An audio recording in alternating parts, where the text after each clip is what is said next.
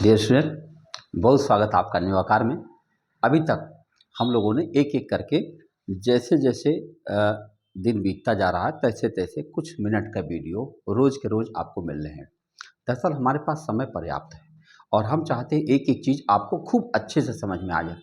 कितना अच्छे से, आप लोग थोड़ा सा जो मैसेज करते हैं तो मैसेज ऐसा भी किया करिए कि ये चीज़ फिर से बताइए। हाँ, कोई चीज़ कम समझ में आए तो फिर से बताइए। हालांकि अभी बहुत ज़्यादा बातें भी नहीं हुई है, लेकिन जितना भी हुई है एकदम जैसे ना टोटल रिस्पॉन्सिबिलिटी जिसे आप कह सकते हो, उस तरह की हमारी क्लास चल रही है। इसमें ऐसा नहीं कि हम आपका कोर्स ख़त्म करके और बस मुक्ति पा जाना चाहते हैं। नहीं नहीं, हम आपको चाहते हैं कि आप हमसे बात करो, कोई समस्या है एकदम चर्चा करो उसकी, हम उसकी चर्चा करें ना, बात करें।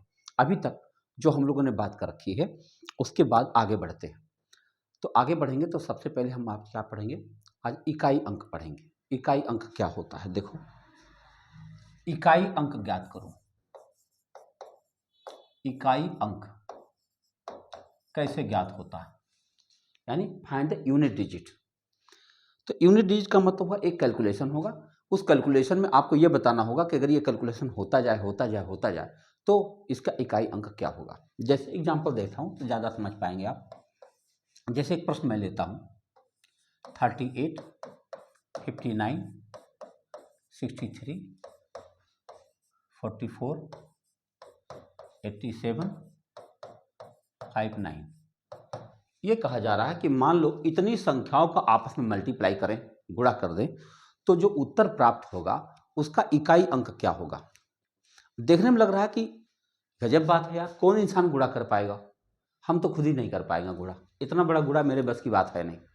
तो आखिर फिर भी इकाई अंक तो बताना ही पड़ेगा, और वो भी 30 सेकंड के अंदर बताना पड़ेगा, क्योंकि जो आपके कंपटीशन के सवाल होते हैं उसके लिए एक ड्यू टाइम दिया गया कि भाई 30 सेकंड, जो कुछ करना 30 सेकंड के अंदर बता दो, ज़्यादा समय नहीं लेना। और देखा जाए कैसे निकालते हैं। तो इसको निकालने के लिए हम एक तरीका अपनाते हैं। देखो जैसे मान लो 38 में 59 का मल्टीप्लाई किया जाए, ऐसे 38 इंटू 59 किया जाए तो क्या होता है, 9 8 72, और फिर यहाँ यहाँ यहाँ कुछ लिखा जाता, फिर 5 का पहाड़ा पढ़ेंगे, फिर यहाँ यहाँ यहाँ कुछ लिखा जाता। अब इसको जब जोड़ते हैं तो यहाँ 2 आता, फिर यहाँ यहाँ यहाँ कुछ लिखा जाता। मैंने गुणा करने की यही प्रक्रिया। इस प्रक्रिया में आपने एक बात महसूस किया होगा कि इकाई गुणा इकाई करने पर जो उत्तर प्राप्त होता है, जो इकाई अंक प्राप्त होता है, वही फाइनल उत्तर का भी इकाई अंक होता है, क्योंकि उसके नीचे कुछ नहीं लिखा जाता। फिर से सुनिए मैं क्या कह रहा हूँ। किसी दो संख्याओं को गुणा करते समय इकाई गुणे इकाई करने पर जो इकाई अंक प्राप्त होता है वही उत्तर का भी इकाई अंक होता है, क्योंकि उसके नीचे फिर कुछ नहीं लिखा जाता। ये हुआ कॉन्सेप्ट। इसी कॉन्सेप्ट के माध्यम से हम इसका जवाब दे पाएंगे। कैसे कर पाएंगे, देखो इसका इसका जब गुणा करेंगे तो 8 9 72, इकाई अंक 2 मिल जाएगा। अब 2 को लेके आगे बढ़ते हैं, 2 3 6, इकाई अंक 6 मिल चुका है। और 6 चौक के 24, देखो क्या था भाई, 3 था। 8 9 72, 2 3 6 था, अब ये 4 है। तो 6 से शुरू करेंगे तो 6 चौक के 24, 4 मिल गया। और 4 से आगे बढ़ेंगे, 4 सत्ते 28, 8 मिल गया। और 8 9 72, इकाई अंक 2 मिल गया। अच्छा, गुणा में क्रम विनिमय नियम का पालन होता है। क्रम विनिमय नियम का मतलब हुआ कि जो गुणा हमने इधर से चेक किया है, आप चाहो तो इधर चेक करो तब भी वही उत्तर आएगा। देख लो, 9 सत्ते 63, 3 आया। 3 चौक के 12, 2 आया। 2 3 6, 6 आया। 6 9 में 54, 4 आया। और 4 8 32, 2 आ गए। यानी 2 ही आएगा तो आएगा। यह है तरीका, यानी इकाई गुणा इकाई करते चले जाओ, चाहे जितना बड़ा सवाल हो। एक और चेक करिए, मान लो है 5 4 3 2 6 9 8 7 2 6 4 2, आपस में गुणा करना है। बताओ इकाई अंक पर क्या आएगा, आओ चेक करते हैं। इकाई अंक पर जाने के लिए हम क्या करेंगे, 4 दूना 8, 8 9 72, 72 में 2, 2 सत्ते 14, 4, 4 छक्के 24, 4, और 4 दूना 8। तो आप देख सकते हैं कि बहुत आराम से हम इकाई अंक निकाल पाते हैं। इकाई गुणा इकाई करते चले जाओ, चाहे जितना बड़ा सवाल हो, आपको इकाई अंक उत्तर मिल जाता। क्या है, बात स्पष्ट हो रही है हमारी। देखो फिर से देखो, इधर से भी देख लो, 2 छक्के 12, 2 मिला। 2 सत्ते 14, 4 मिला। 4 9 36, 6 मिला। 6 दूनी 12, 2 मिला। और 2 चौके 8, 8 मिल गया। तो आप देख रहे हो कि एक ही सवाल को हम लोग इधर से भी देख पा रहे हैं, इधर से देख पा रहे हैं। तो इस टाइप के सवाल को लगाना अब आपके लिए काफ़ी आसान हो गया, मैं यह मान लूँ। लेकिन अभी बात खत्म नहीं हुई। अब आते हैं इसके पावर वाले सवाल पर। पावर वाले सवाल भी बन जाते हैं। आओ देखा जाए पावर के सवाल कैसे किए जाते हैं। मान लीजिए हमसे पूछा जाए कि 3 पावर 58 इकाई अंक क्या होगा। अब 3 पावर 58 का मतलब हुआ 3 गुणा 3 गुणा 3 गुणा 3 गुणा 3 गुणा 3 गुणा 58 टाइम। अब ये सोच लो कि कोई व्यक्ति के अंदर क्षमता नहीं है कि 3 का पावर 58 टाइम कर पाएगा, वो भी 30 सेकंड के अंदर नहीं हो पाएगा। कोई तो बात होगी जरूर, नहीं तो पूछा कैसे गया, है कि नहीं। अगर सवाल पूछा गया तो इसके पीछे कोई रहस्य होगा, और रहस्य समझ लिया जाए कि ऐसे सवाल का इकाई अंक हम कैसे ज्ञात कर सकते हैं। तो इसके लिए हम एक साइक्लिसिटी एक शब्द होता है, तो उस शब्द को छोड़ो। अभी शब्द क्या है, हम क्या करेंगे, किसी अंक को लगातार गुणा करके यह देखेंगे क्या उसके इकाई अंक का कोई पैटर्न है। अगर मुझे पैटर्न समझ में आ गया तो जल्दी से काम हो जाएगा। ठीक, और सीखते हैं। अगर हम एक को बहुत बार गुणा करें, एक गुणा एक गुणा एक गुणा एक गुणा एक गुणा, चाहे जितनी बार गुणा करते चले जाएं, तो हमारा इकाई अंक एक ही आएगा। अगर हम ऐसे ही 2 गुणा 2 गुणा 2 गुणा बहुत बार करें तो देखो क्या होने जा रहा है। अगर हम बहुत बार 2 का गुणा करते हैं तो इसके इकाई अंक का पैटर्न क्या होगा। देखो अभी तो 2 है, 2 दूना 4, 4 दूना 8, ये 2 है 8, और 8 दूनी 16, फिर 6 दूना 12, 2 दूना 4, 4 दूना 8, 8 दूना 16। फिर आप देख पा रहे हो 2 4 8 6, 2 4 8 6 बार बार होता जा रहा है। यानी हम ये कह सकते हैं कि हर चौथी गिनती 6 बनती चली जा रही है। 2 का अगर हम बहुत बार गुणा करें तो हम पाएंगे कि हर चौथी गिनती 6 बनती चली जा रही है। जा रही कि नहीं जा रही, एकदम जा रही। अगर हम 3 का गुणा करें तब क्या होगा, आओ देखते हैं। 3 गुणा 3 गुणा 3 गुणा 3 गुणा बहुत बार करना चाहते हैं।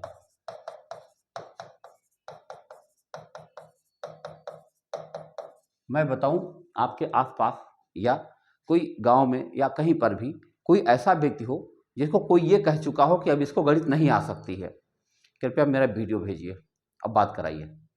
मैं किसी भी व्यक्ति को गणित पढ़ा सकता हूँ, इतना जान लो आप, संपर्क करके देख लो। हम आगे बढ़ेंगे नहीं, एक बात इतना बढ़िया समझा देंगे कि आपको आ ही जाएगा। ये मत सोचो कि ये धीरे धीरे हो रहा, धीरे धीरे नहीं हो रहा। आप बस खाली आज की बात आज समझ के देख लो, कल की बात कल देख लेंगे। रोज ऐसा करके देख लो, एक दिन आपको एग्जाम पास करा देंगे, कंपटीशन का एग्जाम, तो वो भी 1 डे एग्जाम जिसमें मैथमेटिक्स बैकबोन होता है, पास करा देंगे। आओ देखा जाए। 3 है, 3 तिया 9, 9 तिया 27, 7 तिया 21, 1 तिया 3, 3 तिया 9, 9 तिया 27, 7 तिया 21, 1 तिया 3, 3 तिया 9, 9 तिया 27, 7 तिया 21। आप देखो 3 9 7 1, 3 9 7 1 बार बार हो रहा है। इसका मतलब हुआ कि हर चौथी गिनती 6 बनती चली जा रही है, बन जा रही है। एक बात तो समझ में आ चुका है कि जब हम संख्याओं को बार बार गुणा कर रहे हैं तो इकाई अंक जो है हर चौथी बार में समान आ रहा है। अब अलग बात है किसी में 6 आया किसी में 3 आया, लेकिन समान आया इस बात की गारंटी। तो अगर ऐसे हम लोग 9 तक प्रयोग करें, 9 तक, तो मुझे एक कॉन्सेप्ट मिल जाएगा कि कौन सी गिनती हर चौथे बार में क्या बनती। तो मैं कर चुका हूं तो मैं लिख देता हूं, आप अपने घर में ट्रायल करके चेक कर लियो। जैसे 1 को चूंकि हर चौथी बार ही आया इसलिए हमको 4 पर सेट करना है। 1 जो है हर चौथी बार में 4 आएगा, अरे 4 कहाँ से आएगा, 1 आएगा। 2 हर चौथी बार में 6 आएगा, 3 हर चौथी बार में 1 आएगा, 4 हर चौथी बार में 6 आएगा, 5 हर चौथी बार में 5 आएगा, और 6 हर चौथी बार में 6 आएगा। देखो हर चौथी बार में ध्यान रखना, 3 1 आएगा, 4 6 आएगा, 5 5 आएगा, और 6 का 6 आएगा। 7 को देखो, 7 हर चौथी बार में 1 आएगा, 8 हर चौथी बार में 6 आएगा, 9 हर चौथी बार में 1 आएगा, और 0 तो 0 ही है। आप अगर ध्यान से महसूस करें इस बात को, तो जितनी सारी सम संख्याएं हैं, आओ देखा जाए सम संख्याएं कौन कौन है। ये है, ये है, ये है, ये है ना सम संख्या, ये भी है। ये सारी की सारी सम संख्याएं हैं, हर चौथी बार में क्या बन पाई है, 6।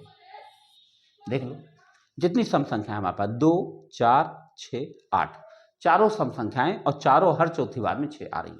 और जितनी विषम संख्याएं, 5 को खाली छोड़ दिया जाए तो जितनी विषम संख्याएं हैं, देखो जितनी विषम संख्याएं हर चौथी बार में कितनी आई हैं, क्या कितनी आई है, 1 आई है।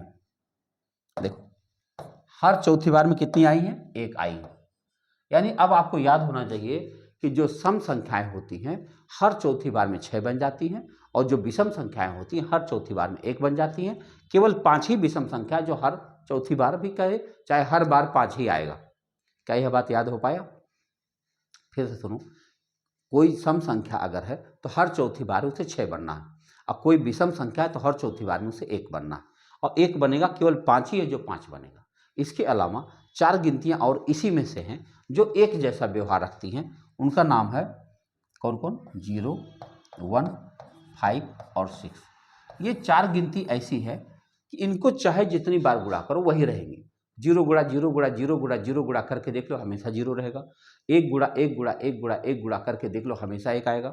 5 गुणा 5 गुणा 5 गुणा हमेशा करके देख लो हमेशा 5 ही आएगा और 6 गुणा 6 गुणा करके देख लो हमेशा 6 ही आएगा। यानी ये 4 गिनतियां हमेशा वही रहेंगी चाहे जितना पावर रहे और बाकी का हिसाब किताब आपने देख लिया।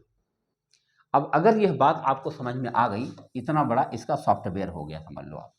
यह सॉफ्टवेयर अगर आपको समझ में आ गया तो अब यह गिनती आपके लिए बहुत आसान हो गई। मैं इसको दोबारा लिख के दिखाता हूं। संख्या है 3 पावर 58 और हमें बताना है कि बताओ इसका इकाई अंक क्या हो जाएगा। तो इसको हम 2 भागों में ब्रेक करेंगे, स्प्लिट इनटू 2 टर्म। क्या स्प्लिट करेंगे? जो 58 का पावर है हम ये तय करेंगे 58 के ठीक पहले 4 से कटने वाली कौन सी संख्या है। तो पता चला कि 58 के ठीक पहले 4 से कटने वाली संख्या है 56। तो हम इसको 2 भागों में बांट लेंगे, 3 पावर 58 और इंटू 3 पावर 2। कर सकते कि नहीं? गुणम घाते जोड़ती है। अगर 58 हम नहीं लिखना चाहते हम उसको क्या करेंगे, यहाँ 56 लिखना चाहिए। देखो गलतियां हो रही हैं। 58 था तो 3 पावर 56 इंटू 3 पावर 2। अब 56 जब आ गया तो 56 4 से कटने वाली गिनती है। मैं चेक कर रहा हूं कि 3 हर चौथी बार में 1 बन रहा, तो चौथी बार में 1 बन रहा, 8वीं बार में 1 बन रहा, 12वीं बार में 1 बन रहा है। तो इसका मतलब जाते जाते 56वीं बार भी 1 ही बनेगा और ये 3 का स्क्वायर कितना होता है? 9। आपका उत्तर क्या बन गया? 9। आंसर आ गया। यही आपका आंसर है कि अगर कोई आदमी 3 पावर 58 करे तो जो संख्या आएगी उसका इकाई अंक 9 होगा। एक और सवाल देख लो। मान लो हमसे कहा गया 7 पावर 75। बताओ 7 पावर 75 है तो इसका इकाई अंक क्या हो जाएगा। अब हम क्या करेंगे, 75 के ठीक पहले ढूंढेंगे कि 4 से कटने वाली कौन सी गिनती है। तो मुझे 75 के पहले मिलेगा 72। 72 है जो 75 से कम है और 4 से कटने वाली गिनती है। हम क्यों 4 से कटने वाली गिनती तलाश रहे हैं? आपके सामने है कि क्योंकि हमारा पूरा सिस्टम हर चौथी बार ही बराबर हो रहा है। तो हम इसको लिखेंगे 7 पावर 72 और इंटू 7 पावर 3। अब 7 पावर 72, 7 हर चौथी बार में 1 ही बनेगा तो 72वीं बार भी 1 बन जाएगा। और 7 का क्यूब कितना होता? 7 का क्यूब होता 343, 43। तो इकाई अंक हमारा 3 आ गया। ये हमारा आंसर आ गया। आपके सामने 2 सवाल अभी तक हमने किया कि इकाई अंक ढूंढने का तरीका क्या है। ठीक, हर चौथी बार में बराबर होने की वजह से हमें दी गई संख्या का जो पावर होता है उसके ठीक पहले तलाशना होता है कि 4 से कटने वाली कौन सी गिनती है और उसी आधार पर हम फैसला ले पाते हैं। अब कुछ और सवाल कर लिया जाए। देखो अब सम संख्या ले लेते हैं। 4 का पावर 87, इकाई अंक क्या हो जाएगा? 4 का पावर 87। अब आपको ढूंढना पड़ेगा 87 के ठीक पहले 4 से कटने वाली कौन सी गिनती है। तो आप कहोगे 84 है ना, है कि नहीं। अब इसको हम 2 भागों में बांट लेंगे। तो 4 का पावर 84 इंटू 4 का पावर 3। अब 4 का पावर 84, 4 हर चौथी बार में 6 ही बनता है, यहाँ 6 आ गया। और 4 का क्यूब करो, 4 चौके 16 चौके 4 चौके 16 और 16 चौके 64, 4 ही आएगा। बोलो 4 गुणा 4 गुणा 4 क्या हो जाएगा? 4। अब बताओ 6 चौके 24, इकाई अंक क्या आ गया? 4। ये हमारा आंसर बन गया। यानी कोई आदमी 4 पावर 87 करेगा तो उसका इकाई अंक क्या आ जाएगा? 4। अब जरा बताओ 8 का चेक करें। 8 का पावर 80 से ना करें, 95। 8 का पावर 95। अब आपको ढूंढना पड़ेगा 95 के ठीक पहले 4 से कटने वाली कौन सी गिनती है। तो आपको पता चलेगा 92 है। तो आओ 2 भागों में तोड़ लेते हैं। 8 का पावर 92 इंटू 8 का पावर 3। अब 8 का पावर 92 होगा तो हर चौथी बार में 6 बनता है तो ये भी 6 बन जाएगा। अब 8 का क्यूब होता है 512, 512 होता है तो 6 दूनी 12, इकाई अंक 2 आ गया। ये आपका आंसर हो जाएगा।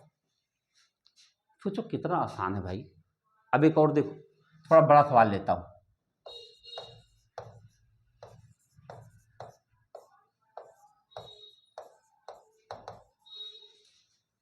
ये संख्या है, ये उसके ऊपर पावर, इकाई अंक कितना है? अगर मुझे पूछा जाए तो मैं कहूँगा 9 है। इतना जल्दी बताया जा सकता है। कैसे निकालते हैं? आप भी इतना जल्दी बता सकते हैं। कैसे? देखो, हमको इकाई अंक बताना है तो इसके पहले ये सारी गिनती बेकार है, और ऊपर की संख्या को हम चेक करते हैं 4 से कटने के लिए, तो 4 की डिविजिबिलिटी होती है, अंतिम 2 अंक कट रहा हो तो इसके पहले वाली गिनती बेकार हमारे लिए। यानी हमारे सामने केवल 3 पावर 54 है ये, बस। देखा आपने? उसके पहले कौन सी गिनती थी? हमारे किसी काम का है नहीं, हमको खाली लास्ट 2 डिजिट चाहिए। अब 54 को अगर हम 2 भागों में बांटते हैं तो 3 का पावर 52 और गड़ा 3 का पावर 2। अब 3 का पावर 52 एक ही आएगा और 3 का स्क्वायर 9 आएगा, आपका उत्तर 9 आ जाएगा। सोचो कितना आसान सवाल है ना? यानी कोई संख्या लिखी रहे आप तुरंत बता सकते हैं। अच्छा, कुछ दिनों बाद जब आप इस पर 10-20 सवाल लगा लेते हैं तो ये सब लिखना उखना नहीं पड़ता है, आप सीधे उत्तर निकालते हैं। देखो, जैसे मान लो हमसे कहा जाए कि बताओ 57 का पावर 843, बताओ इसका इकाई अंक क्या हो जाएगा? तो मैं कहूँगा इसका इकाई अंक 3 हो जाएगा। कैसे हो जाएगा? देखो, इस 5 से कोई मतलब नहीं और इस 8 से कोई मतलब नहीं। अब बताओ 7 पावर 43 है, ये कितना है? 7 पावर 43। हम जानते हैं कि 43 के पहले 40 एक संख्या जो 4 से कर सकती है, 7 4 से कर सकती है, तो हम लिखेंगे 7 का पावर 40 इंटू 7 का पावर 3। अब ये 7 हर चौथी बार में एक ही बनेगा, और 3 का क्यूब क्या हो जाएगा? 7 है ना, 7 का क्यूब क्या होगा? 343। बताओ, ये 7 है ना? हाँ, देखो 343, तो कितना हो जाएगा भैया? इकाई अंक आ गया आपका 3। इतने आसानी से आप उत्तर निकाल सकते हैं।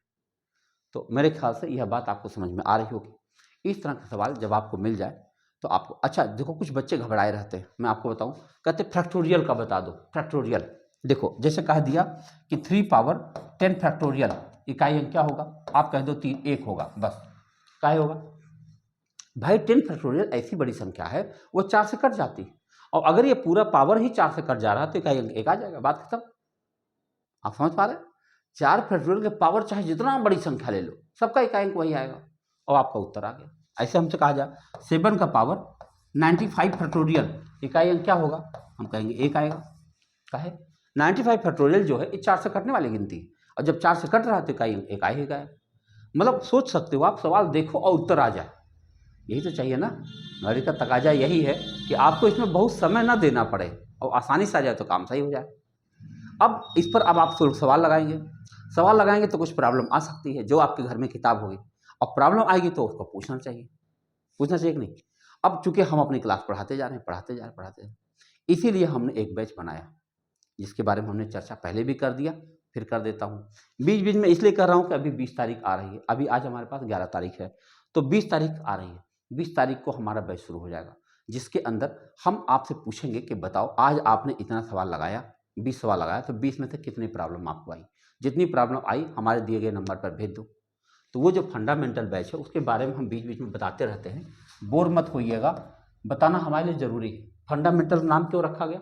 फंडामेंटल नाम बेसिक गणित। एक व्यक्ति को गणित नहीं आती, बस वो कैसे भी पास हो गया था उस ज़माने में, लेकिन आज परीक्षा देने की ज़रूरत पड़ती है।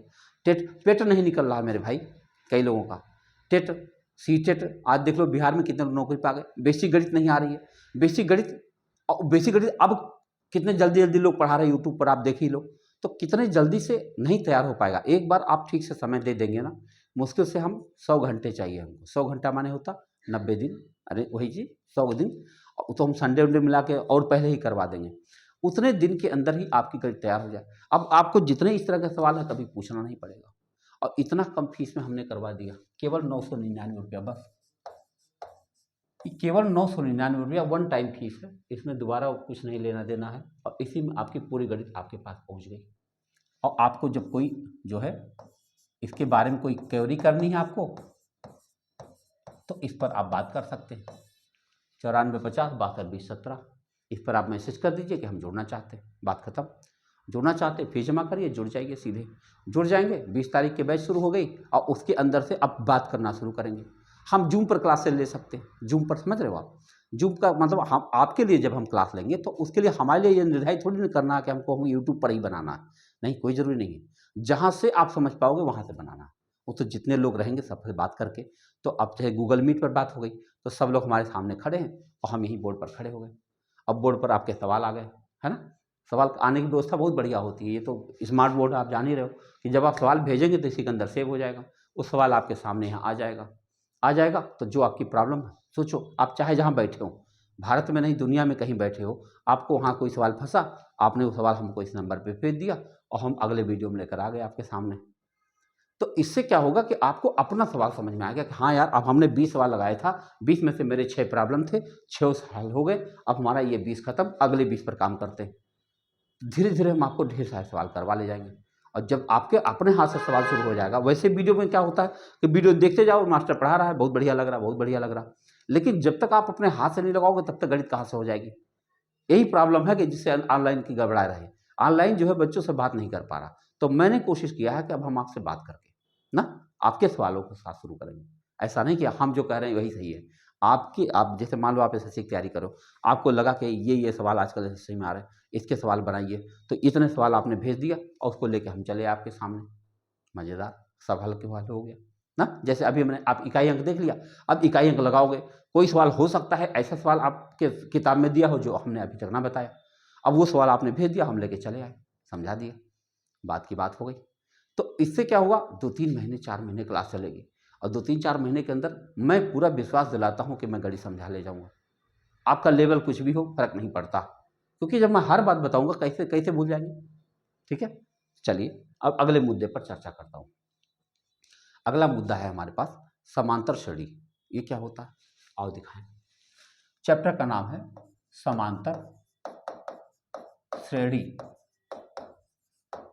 इसे कहते हैं अंग्रेजी में एपी, अर्थमेटिक प्रोग्रेशन कहा जाता है। एपी अर्थमेटिक प्रोग्रेशन क्या है, हालांकि 3 होता है, एपी, जीपी, एचपी, लेकिन अभी इस चैप्टर के अंदर हमको खाली एपी पढ़ना है। क्यों पढ़ना है अभी दिखाता हूँ, पहले कुछ उदाहरण लिख दूँ तब समझ में आएगा। हमने पहला एग्जाम्पल लिखा,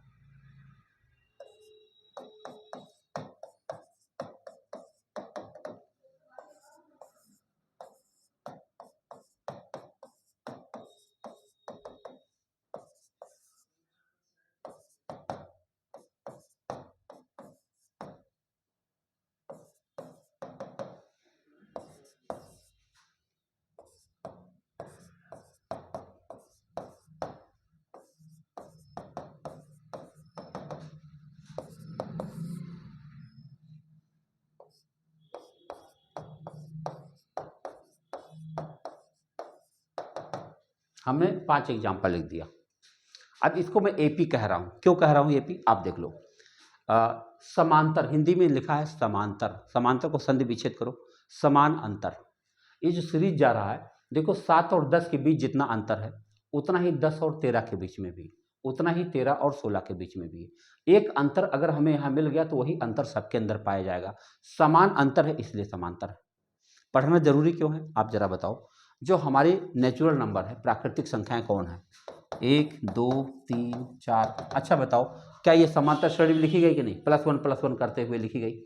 जो हमारी सम संख्याएं हैं, देखो कौन कौन है, बताओ, ये +2 करके लिखी गई।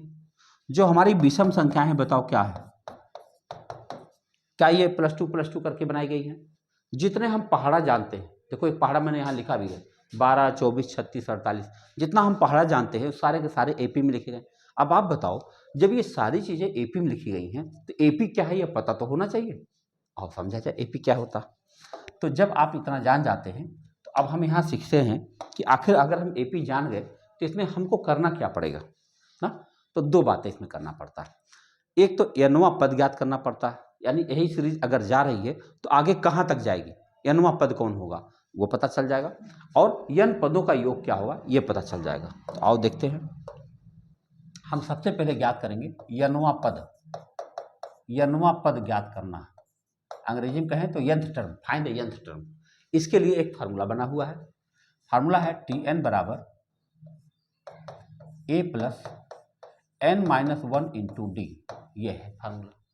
ऐसे सबका परिचय ले लो।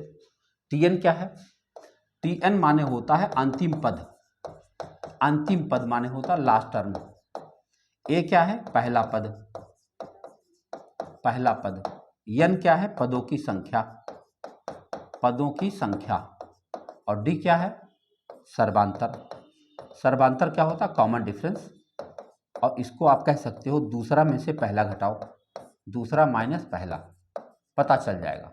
अब देखो ये होता है व्यवहारिक भाषा, दूसरा पद माने पहला पद ना, नहीं तो कहते A2 माइनस A1 करो, वो सब नहीं बोल रहा हूँ। मैं चाहता हूँ कि आपको गणित ऐसे आ जाए जिसके बहुत मैथमेटिकल टर्म कम से कम हो और हमारा उत्तर भी बन जाए। आओ देखा जाए कैसे निकालेंगे। जैसे मान लो हमसे कहा जाए कि जो पहला सीरीज जा रहा है इसका 20वां पद बताओ क्या होगा, हमसे पूछा गया इसका 20वां पद बताओ। अब इसका जब हम 20वां पद बताएंगे तो क्या करेंगे, हम पहले लिखेंगे ए कौन है, देखो ए इसमें ये है, एन कौन है 20 है, और डी कौन है 10 में से 7 घटाओ 3, तो डी हो गया हमारा। अब ला के इसी फार्मूले में रख देंगे। अब हम लिखेंगे T20, ए लिखना है, ए माने पहला पद है 7 प्लस n-1 यानी 20-1, और डी की जगह क्या लिखेंगे 10 में से 7 घटाओ 3, ये हमारा डी आ गया। अब हल कर लो, देखो 7 प्लस ये 20 में से घटाओ 19, 19 या 57 हो जाएगा, तो ये हो जाएगा आपका उत्तर 64, आंसर आ गया। यानी अगर कोई आदमी इस सीरीज को आगे लिखता जाए तो 20वीं बार वो 64 लिखेगा। कहो तो लिख के दिखा भी दूँ, और दिखाता हूँ। देखो मान लो एक आदमी लिख रहा है 7, 3 10, 3 13, 3 16, 3 19, 3 22, 3 25, 3 28, 3 31, 3 34, 3 37, 3 40, 3 43, 3 46, 3 69, अरे 49, 3 52, 3 55, 3 58, 3 61, 3 64। आपने देख लिया। अब इसको अगर हम गिनते हैं, देखो कैसे गिनेंगे, 1 2 3 4 5 6 7 8 9 10 11 12 13 14 15 16 17 18 19 20, आप देखो कुल 20 पद हो गए। देखा आपने, ये है तरीका। तो इतना मेहनत से बच गए आप, अगर यह सूत्र आपको याद है तो। ठीक है, पहला सवाल आपने एकदम क्लियर कर दिया। अब आओ देखा जाए, इसी तरह से हम बाकी सवाल भी करेंगे, बाकी सवाल करके चेक करेंगे। जो पहले का हमने 20वां कर दिया, मान लो ये दूसरा वाला पद है, इसका 25वां पद बताना है आपको। तो बताओ अगर ये ऐसे लिखा जाए तो इसका 25वां पद कौन हो जाएगा, आओ चेक करते हैं। T25 हम यहाँ लिखेंगे, तो यहाँ लिखेंगे ए माने 8 होता है, 8 लिख देंगे, और प्लस 25 माइनस 1 करेंगे, और डी की जगह पे 12 में से 8 घटाएंगे 4 हो जाएगा। अब बताओ 8 है और प्लस 25 में से 1 घटाएंगे 24 आएगा, और 24 का 4 से गुणा करेंगे, 24 चौका 96। अब बताओ 8 से 14 104 आ गया कि नहीं आ गया, देख रहे हो आप। अगर इसका 25वां पद हम खोदेंगे तो 104 आ जाएगा। कितना आसान होता है यार, देखो अब तुरंत उत्तर बन जा रहा, देख रहे हो। अब चलो मान लो ये सीरीज जा रही, अगला इस सीरीज का हमको बताना है 19वां पद बताओ। देख रहे हो आप कितने आसानी से बताने जा रहे हैं, आओ देखते हैं, आप सबको देखते चलो। हाँ 19वां पद हमको बताना है, हम यहाँ लिखेंगे T19, ए क्या है इसका 5 है, लिख दिया, और प्लस 19 माइनस 1 करेंगे, और डी की जगह पे क्या करेंगे 12 में से 5 घटाओ 7। अब क्या हुआ 5 प्लस 19 में से 1 घटाओगे 18, 18 7 126 होता है, गुणा करो 6 5 11 31, 131 आपका उत्तर आ गया। आप देख रहे हैं ये जो सीरीज जा रहा है इसका 16वां पद बताओ। अगला सवाल का 16वां पद बताओ। अगर हम इसका 16वां पद बताएं, आओ देखो तो 16वां पद कैसे निकाला जाएगा, आओ देखें। T16 हम लिखेंगे बराबर ए माने होता 75, और प्लस 16 माइनस 1 करेंगे, और डी की जगह क्या लिख देंगे -5। ध्यान रहेगा ये इंपॉर्टेंट है, ये अगर माइनस नहीं लिखेंगे गलत हो जाएगा, क्योंकि यहाँ ध्यान से देखो डी लिखा है दूसरा में से पहला घटाओ, दूसरा पद हमारा 70 है, 70 में से हम 75 घटाएंगे तो -5 आएगा कि नहीं आएगा, और -5 आएगा। अब देखो ये हुआ 75 और प्लस ये कितना हो जाएगा 15, और 15 गुणा -5, आप जानते हो जब ये गुणा करोगे आप तो -75 हो जाएगा, तो ये हो जाएगा 75 माइनस 75, आपका उत्तर कितना आ गया 0। अगर इस सीरीज को लिखते जाए तो 16वीं बार में ये 0 बन ही जाएगा, बचेगा नहीं। देख रहे हो आप। ऐसे ही इसका हम अगर ज्ञात करें तो मान लो इसका हमने कर दिया 21वां पद ज्ञात करो, आओ देखा जाए इसका 21वां पद क्या हो जाएगा, ये रहा इसका 21वां पद। देखेंगे तो हम क्या लिखेंगे T21 बराबर पहले 12 लिखेंगे और प्लस 21 माइनस 1 और डी की जगह क्या लिख देंगे 12। बस अब ये हुआ 12 और प्लस 21 में से 1 घटाओ 20, 20 का 12 गुणा करो, 12 दूनी 24, 240। अब 240 में आप 12 जोड़ देंगे तो कितना हो जाएगा 252। कैसा लगा? ये अनुआ पद आपने आसानी से ज्ञात कर लिया कि नहीं ज्ञात कर लिया? अब फिर वही बात कि जब आप इसको घर में लगाएंगे, कुछ न कुछ सवाल तो आपके किताब में जरूर दिया होगा, जब लगाएंगे तो प्रॉब्लम आएगी, जरूर आएगी कि नहीं आएगी? कोई भी लड़का हो लगाएगा, कोशिश करेगा तो प्रॉब्लम तो आएगी ही आएगी, और आएगी तो क्या करेगा वो? उसके लिए मोबाइल नंबर है ना? तो मोबाइल नंबर है। अब यहाँ पे हम क्या करेंगे कि यहाँ पर हम पुलिस के सिपाही के जितने बैच होंगे, विषय के जितने क्वेश्चन आए होंगे, फिर आने वाले दरोगा के आए होंगे, उनकी चर्चा हम कर देंगे आपसे, है ना? लेकिन अगर आप व्यक्तिगत तौर पर हमसे बात करेंगे, मज़ा आएगा। तो फिर ठीक है, आज का वीडियो यहीं तक। हम रोज़ ऐसे ऐसे छोटे छोटे पॉइंट आपको बताते चले जाएंगे, आपकी गणित में पकड़ बना कर रहेंगे, ये मेरा वादा है। ठीक है, तो विद्यार्थी विदा लेते हैं आज की क्लास में। बहुत बहुत धन्यवाद, मिलते हैं अगले वीडियो में। Thank you.